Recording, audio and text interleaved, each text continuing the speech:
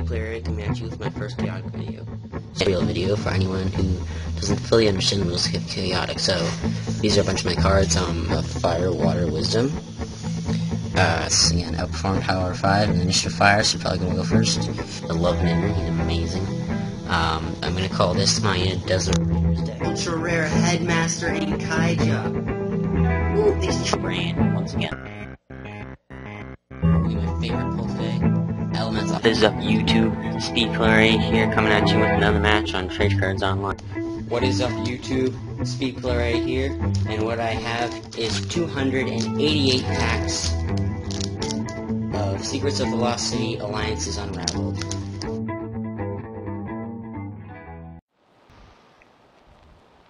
What is up YouTube? Speed Player right here. Finally coming at you with the second Trade Cards Online / TCO match video. So what can I say, guys? I apologize for the long wait, but I've been busy. Just getting 7 hours of sleep, trying to get right amount of sleep every night doesn't leave me with much time to do things that I want after I'm done all my work and stuff. But that's not important. I don't want to make excuses. I just want to bring to you this match. So the second match I did on the day with Chio's in one. I don't even remember when I did this. After I'm done recording this video, I'm gonna look up the date, and so the annotation you see popping up is the date that I did it. But yeah, probably a long time ago now. So this is my Thermals deck versus his Koror Warbeast deck. This is the first time you'll be seeing Thermals in a TCO match. That is entirely because I love the deck. It's one of my favorites that I made, but I cannot win with it for the life of me. I've done like 5 other matches with it and lost every single time. And so the only reason I'm showing it to you here is because it was the deck that I chose to use for this one.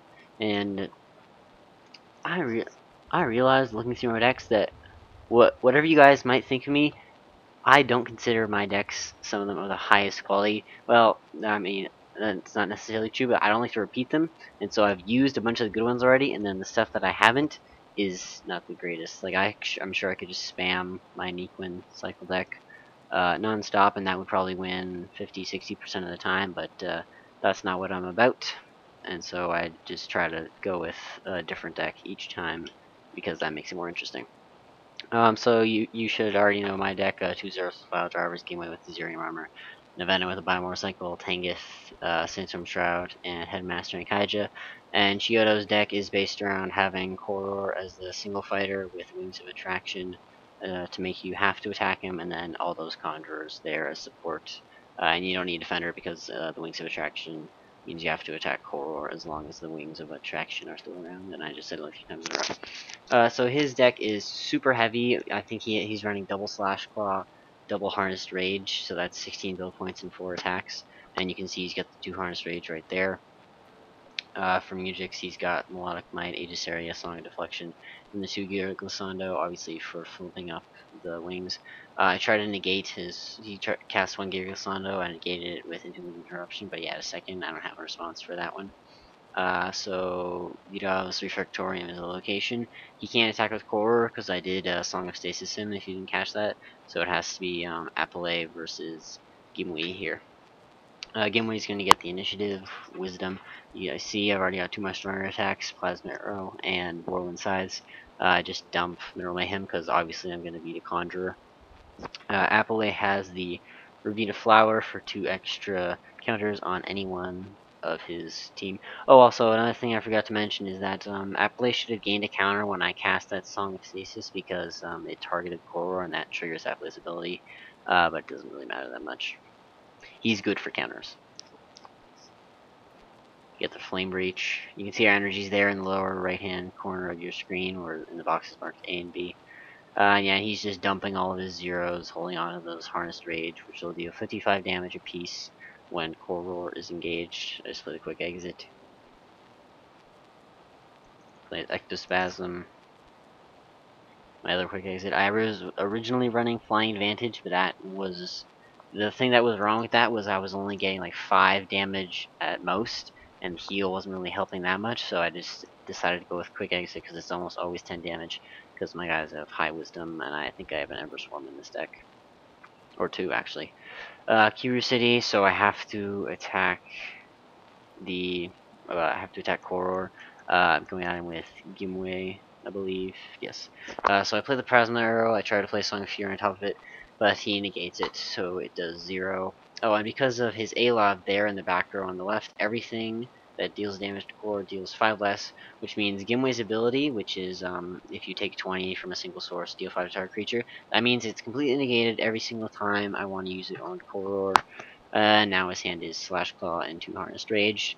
Gimwe does have Zerium, so that Harnessed Rage only does 20 damage, but Koror, with 105 energy right now to my 55, it was never really looking good for me in this match from the start. Alav knocking off damage every single time. The basic idea that this deck has to work with is I have to deal consistent damage, and I have to have my Song of Fury work in order to get that additional boost.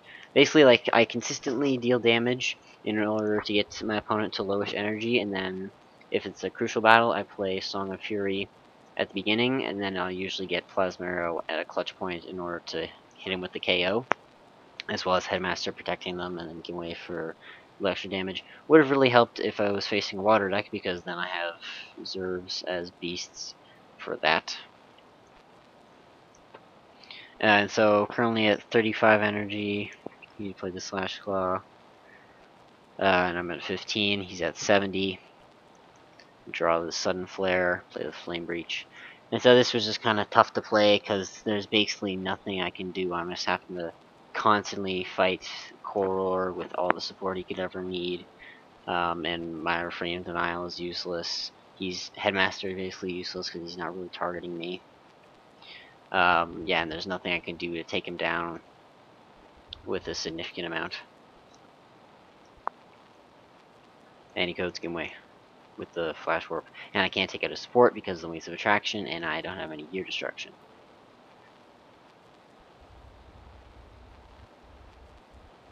Brawler's Burrow, and again, his deck was really good at getting his attacks back and cycling through with the Melodic Might. The Brawler's Burrow, he also has a Scythebringer Shelf, and plus Koror has super high energy, so you know he can take a few turns of just playing straight zeros.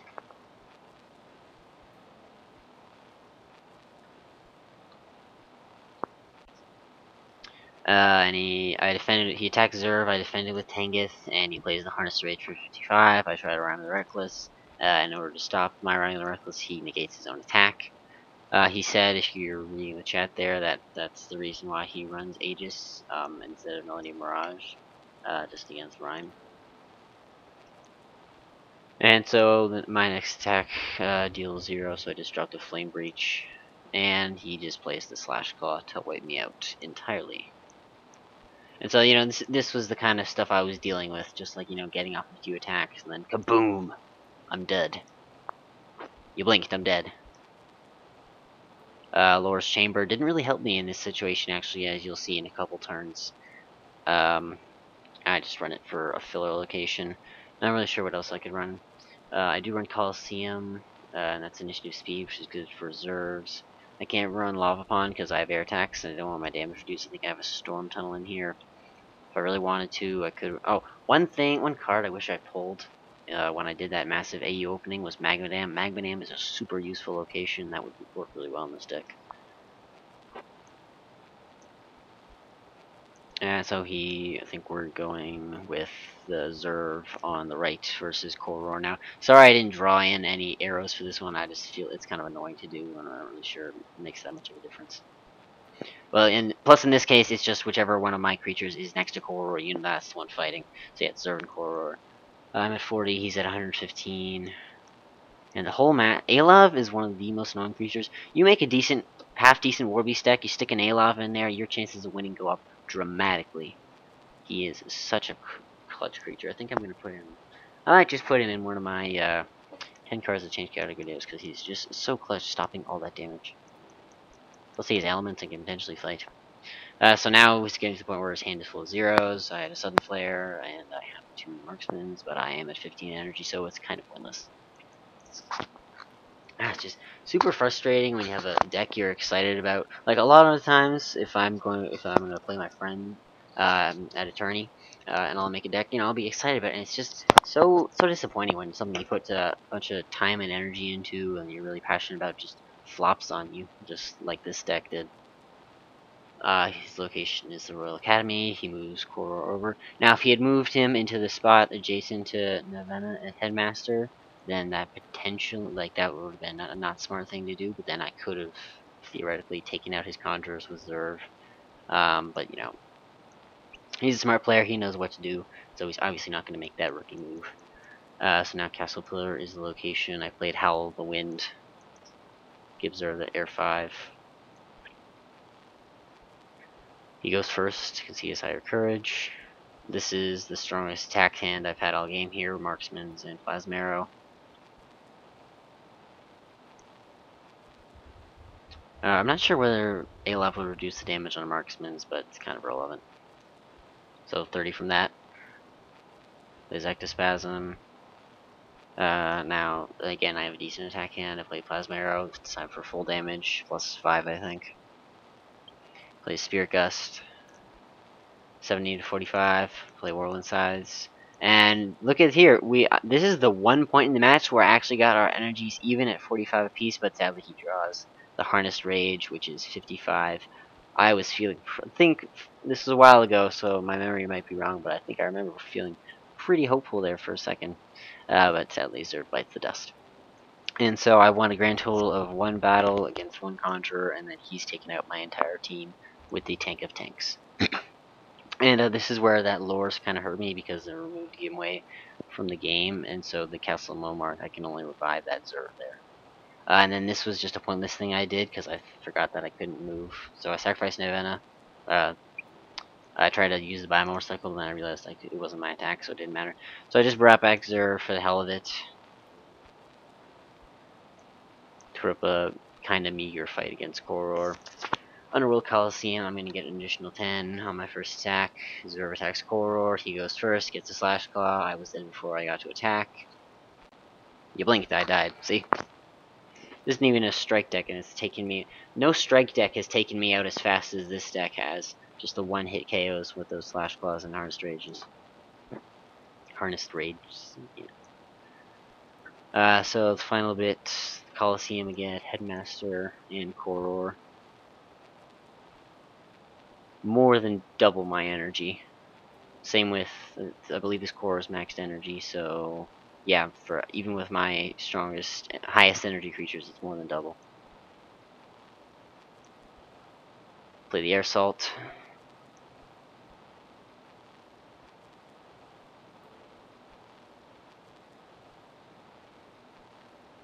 I think he has to shuffle here. And we're just gonna wind this down.